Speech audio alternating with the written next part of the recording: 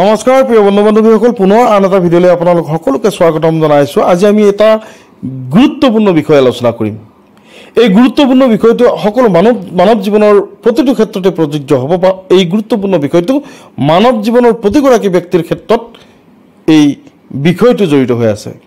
আমি আলোচনা কৰিম 12 বছৰৰ পিছত মিথুন ৰাশিত বৃহস্পতি সঞ্চাৰিত হ'ব, অৰ্থাৎ 12 বছৰৰ পিছত এই মিথুন ৰাশিত বৃহস্পতি সঞ্চাৰিত হ'ব বা বৃহস্পতি সেই অৱস্থান গ্ৰহণ কৰিব।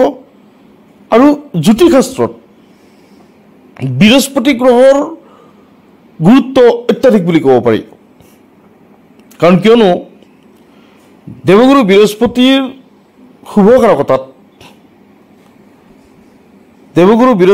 শুভকাৰকতাত এজন ব্যক্তিৰ মান সন্মান, যশ যশস্যা, বিদ্যা শিক্ষা, চাকৰি বাকৰি, সা সন্মান, সঞ্চয়, সুখ সম্ভোগ, এই গোটেই বিষয়বিলাক নিৰ্ভৰ কৰা হয়। গতিকে এনে এটা মুহূৰ্তত অত্যন্ত শুভ মুহূৰ্ত উপস্থিত হৈছে মিথুন ৰাশিৰ লগতে 5টা ৰাশিৰ। আৰু এই শুভ গ্ৰহ বৃহস্পতি মে' মাহত 12 বছৰৰ পিছত বৃহস্পতি মিথুন ৰাশিত প্ৰৱেশ কৰিব। পুনৰ কৈছোঁ যে বৃহস্পতি গ্ৰহ মে' মাহত 12 বছৰৰ পিছত মিথুন ৰাশিত প্ৰৱেশ কৰিব। আৰু এই প্ৰৱেশে অত্যন্ত প্ৰগতিশীল হিচাপে বিবেচিত হৈছে। জ্যোতিষশাস্ত্ৰত বৃহস্পতি অত্যন্ত গুৰুত্বপূৰ্ণ গ্ৰহ। আৰু এনেকুৱা এটা পৰিস্থিতিত বৃষ ৰাশিৰ পৰা মিথুন ৰাশিলৈকে সঞ্চাৰিত হৈছে বৃহস্পতি অহা মে' মাহৰ 14 তাৰিখে। আৰু এই পৰিঘটনা, এই মহাজাগতিক পৰিঘটনাৰ কাৰণে বিশেষকৈ 5টা ৰাশি ভাগ্যৱান বুলি প্ৰমাণিত হৈছে। গুৰু বৃহস্পতিৰ কৃপাত এই জাতক জাতিকাসকলে কৰ্মজীৱনত বিভিন্ন ধৰণৰ সুবিধা লাভ কৰাৰ উপৰিও আৰ্থিক ক্ষেত্ৰত, সা সন্মানৰ ক্ষেত্ৰত, পাৰিবাৰিক জীৱনৰ প্ৰচুৰ সুখ সম্ভোগৰ ক্ষেত্ৰত তেওঁলোকে সুবিধা পাব আৰু প্ৰভাৱান্বিত হ'ব।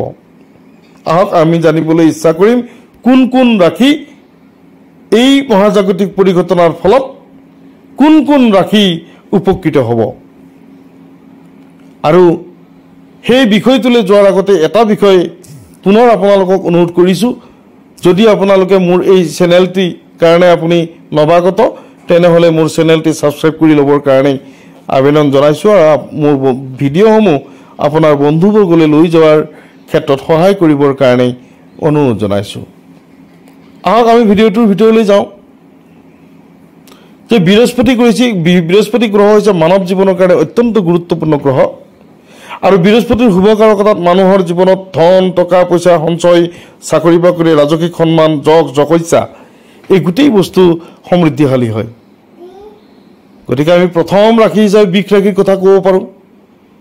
বৃষ ৰাশিৰ জাতক জাতিকাসকলে 2025 চনৰ মে' মাহৰ পৰাই তেওঁলোকে এক সুন্দৰ সময়, এবছৰৰ কাৰণে এই সুন্দৰ সময় তেওঁলোকে লাভ কৰিব। বিশেষকৈ বৃষ ৰাশিৰ পৰা মিথুন ৰাশিলৈকে অহা 14 মে' তাৰিখে বৃহস্পতিৰ এই সঞ্চাৰে তেওঁলোকে বিশেষ ফল লাভ কৰিব। তেওঁলোকৰ ব্যক্তিত্ব প্ৰকাশ পাব। তেওঁলোকৰ ব্যক্তিত্ব বা আত্মবিশ্বাস বাঢ়িব, সেল্ফ কনফিডেন্সটো বাঢ়িব, বা বৃষ ৰাশিৰ ওপৰত বৃহস্পতিৰ দৃষ্টি হৈ থকাৰ কাৰণে আত্মসন্মান বৃদ্ধি হ'ব। তেওঁলোকৰ সাংঘাতিকভাৱে ব্যক্তিত্ব প্ৰকাশ হ'ব।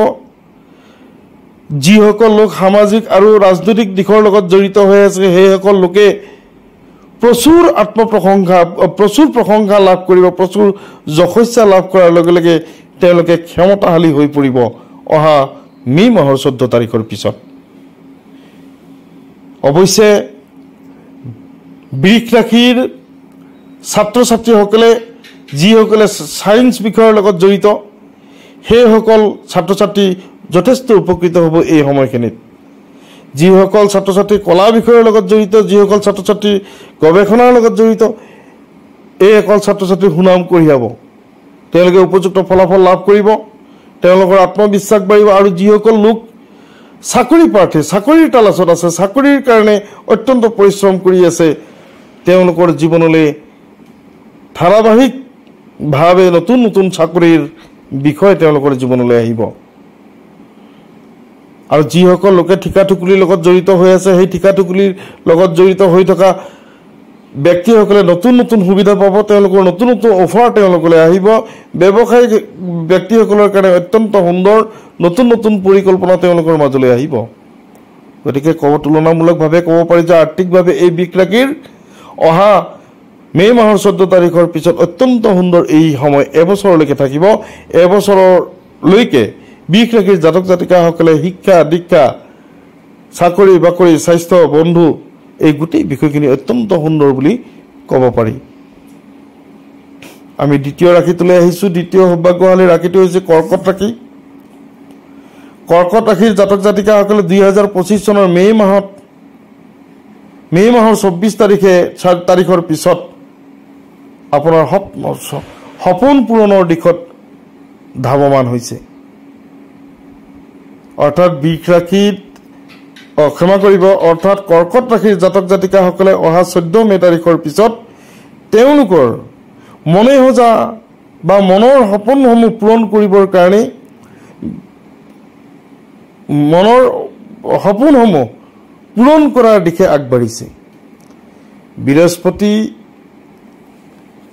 বৃহস্পতি গ্ৰহ আপোনাৰ শুভ ফলপ্ৰদায়ক হিচাপে অৱস্থান গ্ৰহণ কৰাৰ কাৰণে নতুন বন্ধুৰ লগত যোগাযোগ হ'ব, নতুন ব্যক্তিৰ লগত যোগাযোগ বা নতুন ব্যক্তিৰ সান্নিধ্য পাব, প্ৰভাৱশালী ব্যক্তিৰ সান্নিধ্য পাব, আত্মীয় স্বজনৰ ছাপৰ্ট লাভ কৰিব। এই মাহটোৰ অৰ্থাৎ 24 তাৰিখৰ পিছত সামাজিক আৰু ৰাজনৈতিকভাৱে যিসকল ব্যক্তি সক্ৰিয় সেইসকলে প্ৰশংসা লাভ কৰিব, তেওঁলোকৰ নতুন যোগাযোগ হ'ব, তেওঁলোকে বিভিন্ন ধৰণৰ সুবিধা লাভ কৰিব। আৰু চাকৰি প্ৰাৰ্থীসকলৰ কাৰণে অত্যন্ত সুন্দৰ অহা এই বছৰটো। কৰ্কট ৰাশিৰ জাতক জাতিকাসকলৰ কাৰণে চাকৰিৰ ক্ষেত্ৰত অত্যন্ত সুন্দৰ সময়। তেওঁলোকে ব্যক্তিগত প্ৰতিষ্ঠান, চৰকাৰী চাকৰি বা তেওঁলোকে কুটিৰ শিল্প বা তেওঁলোকে কুটিৰ উদ্যোগ, এই ধৰণৰ বিষয়বিলাকত আত্মসংস্থাপন লাভ কৰিব। সামাজিক আৰু ৰাজনৈতিক ক্ষেত্ৰত জড়িত ব্যক্তিসকলে কোনোবা দল নাইবা সংস্থা, কোনোবা বিষয়ৰ ক্ষেত্ৰত তেওঁলোকে উচ্চ পদ গ্ৰহণ কৰিব। যোগাযোগৰ মাধ্যম অত্যন্ত সুন্দৰ। আৰ্থিক দিশটো শক্তিশালী হ'ব। আৰ্থিক অৰ্থাৎ পুৰণা ব্যৱসায় যি বন্ধ হৈ আছিলে, সেই বন্ধ হৈ থকা ব্যৱসায় পুনৰ আৰম্ভ হ'ব। নতুন পৰিকল্পনা হ'ব ব্যৱসায়ৰ ক্ষেত্ৰত। যান বাহন বা মাটি বাৰীৰ ক্ষেত্ৰত কৰ্কট ৰাশিৰ জাতক জাতিকাসকলে অহা এবছৰৰ ভিতৰত যান বাহনৰ অধিকাৰী হ'ব বা মাটি বাৰীৰ অধিকাৰী হ'ব।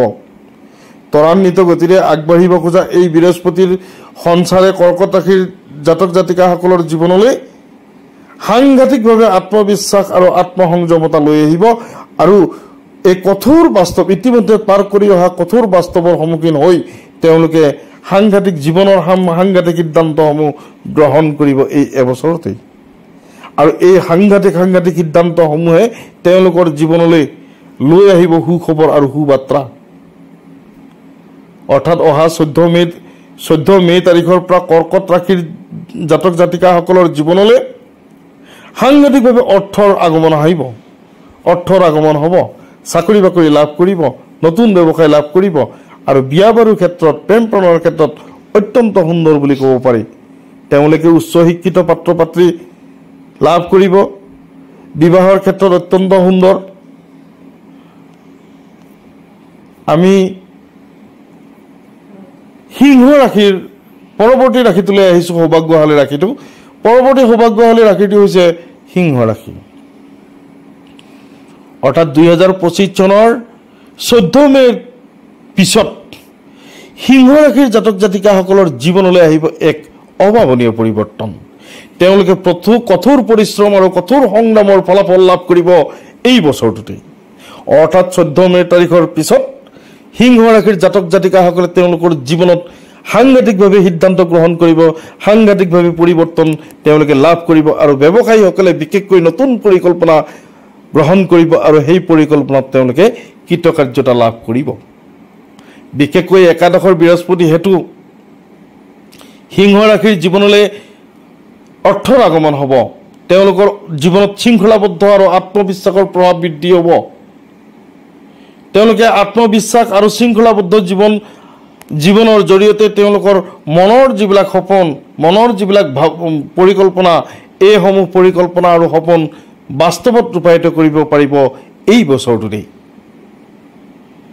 এই সময়খিনিত তেওঁলোকে যশস্যা লাভ কৰিব, তেওঁলোকে স্বীকৃতি লাভ কৰিব। অৰ্থাৎ যিসকল ব্যক্তিয়ে নেৰানেপেৰাভাৱে কোনো কামত লাগি আছিল আৰু সেই লাগি থকা কামৰ পৰা অৰ্থাৎ তেওঁলোকে কোনো স্বীকৃতি পোৱা নাছিল বা তেওঁলোকে ফলাফল লাভ কৰা নাছিল, সেই কামবোৰত এই বছৰটোতেই তেওঁলোকে সফলতাৰ স্বীকৃতি লাভ কৰিব আৰু তেওঁলোকে সুনাম অৰ্জন কৰিব। বিশেষকৈ চাকৰিজীৱীসকলৰ কাৰণে অত্যন্ত সুন্দৰ। তেওঁলোকৰ ঊৰ্ধ্বতন পক্ষৰ ঊৰ্ধ্বতন কৰ্মকৰ্তাসকলক মুগ্ধ কৰিব পাৰিব বা কৰ্মক্ষেত্ৰত আগত যি জটিলতা লাভ কৰিছিল সেই জটিলতা নাশ হৈ তেওঁলোকৰ পদোন্নতি হোৱাৰ সুবিধা লাভ কৰিব। যিসকল ছাত্ৰ ছাত্ৰী কলা, সাহিত্য, সংস্কৃতি, গৱেষণাৰ ছাত্ৰ, ৰসায়ন শাস্ত্ৰৰ ছাত্ৰ, তেওঁলোকৰ জীৱনলৈ অত্যন্ত সুন্দৰ সময়। অৰ্থাৎ আগন্তুক এটা বছৰ সময় এই তেওঁলোকে অত্যন্ত সুবিধা পাব। কৰ্মক্ষেত্ৰত নতুন দিশ উন্মোচিত হ'ব, তেওঁলোকে মানসিক প্ৰশান্তি লাভ কৰিব আৰু তেওঁলোকৰ কৃতকাৰ্যতা তেওঁলোকে লাভ কৰিব। আমি পৰৱৰ্তী সৌভাগ্যশালী ৰাশিটোলৈ আহিছোঁ। পৰৱৰ্তী সৌভাগ্যশালী ৰাশিটো হৈছে কন্যা ৰাশি। অৰ্থাৎ 2025 চনৰ 14 মে তাৰিখৰ পিছত কন্যা ৰাশিৰ জাতক জাতিকাসকলৰ জীৱনলৈ আহিব এক পৰম ভাগ্যশীল দিন। মে মাহত বৃহস্পতি দশম স্থানত প্ৰভাৱান্বিত হোৱাৰ কাৰণে বা দশম স্থানত দৃষ্টিৰ প্ৰভাৱৰ কাৰণে কন্যা ৰাশিৰ জাতক জাতিকাসকলৰ কৰ্মক্ষেত্ৰ অত্যন্ত উন্নত হ'ব। তেওঁলোকৰ কৰ্মক্ষেত্ৰত তেওঁলোকৰ সন্মান বৃদ্ধি হ'ব, কৰ্মক্ষেত্ৰত তেওঁলোকৰ জটিলতা নাশ হ'ব আৰু তেওঁলোকৰ চিন্তা ভাৱনা পৰিকল্পনা যথেষ্ট উন্নত হ'ব। আগৰ তুলনাত তেওঁলোকে ইতিবাচক সঁহাৰি লাভ কৰিব আৰু বিশেষকৈ তেওঁলোকে এই সময়খিনিত যিকোনো ভ্ৰমণ সম্বন্ধীয় বিষয়, ধৰ্মীয় কাৰ্যকলাপ সম্বন্ধীয় বিষয় বা নতুন জ্ঞান সম্বন্ধীয় বিষয়ে তেওঁলোকক নতুন শক্তি প্ৰদান কৰিব। যিসকল লোকে চাকৰিৰ তালাচত আছে বা চাকৰি সন্ধানী লোকসকলৰ কাৰণে অত্যন্ত সুন্দৰ সময়। তেওঁলোকে বিদেশ ভ্ৰমণ কৰিব পাৰিব, বিদেশী কোম্পানীত তেওঁলোকে কৰ্ম কৰাৰ সুবিধা লাভ কৰিব আৰু তেওঁলোকে বন্ধু লাভ কৰিব, প্ৰভাৱশালী ব্যক্তিৰ সান্নিধ্য লাভ কৰিব। বন্ধু বা প্ৰভাৱশালী সান্নিধ্য